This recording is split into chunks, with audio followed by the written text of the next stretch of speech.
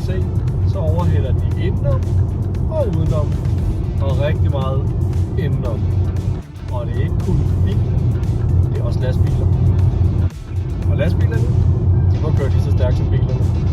Så hvis I lejer en bil i USA og kører på de her store highways, så vær opmærksom.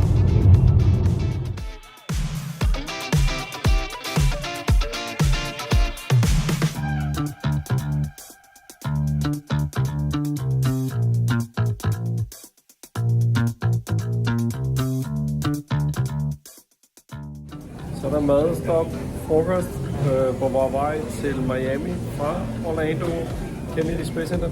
Vi er taget på In-N-Out. Det passer simpelthen ikke. Vi er taget på Five Guys, for In-N-Out er kun i Californien.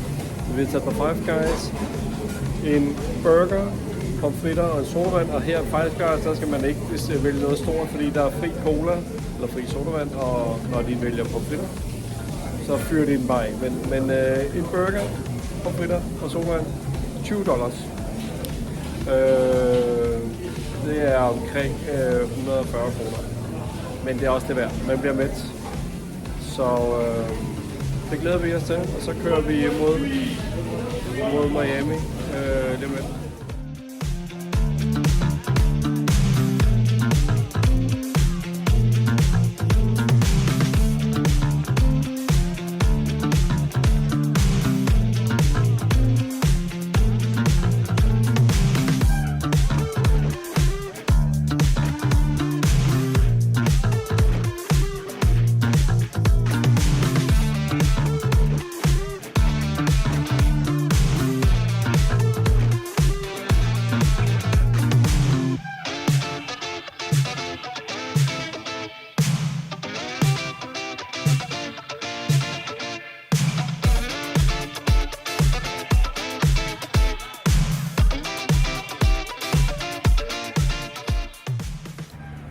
På vejen til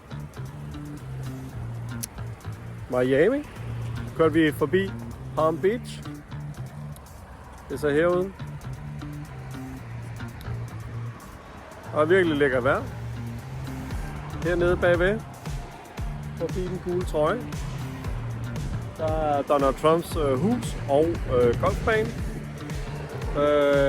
Der var forholdsvis meget politi og sikkerhed dernede. Så spændende at se.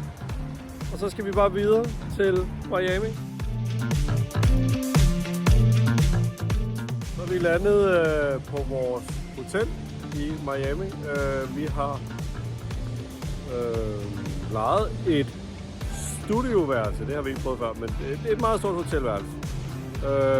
Her lige midt i Miami.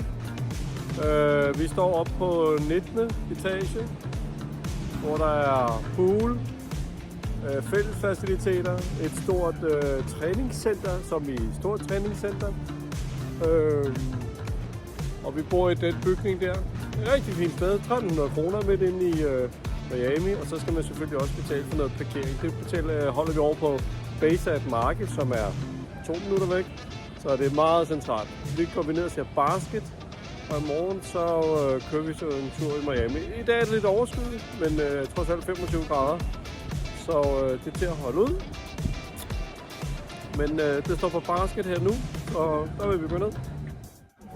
Så er vi landet til basket, og Daniel, hvad er det, arenaen hedder?